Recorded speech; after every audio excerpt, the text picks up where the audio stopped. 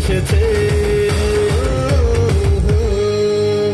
শুনছি নাকি তোমার মেয়ের ডিভোর্স হয়েছে, মায়েরই বলছি সত্যি কাকু হ্যাপি হয়েছে।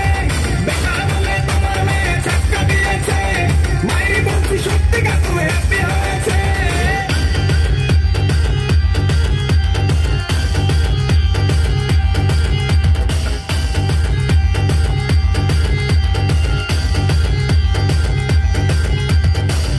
ধরে দারুণ করে নাটক করে হাই, বংশ কাকুর পয়সা দেখে গলায় ঝুলে যায়।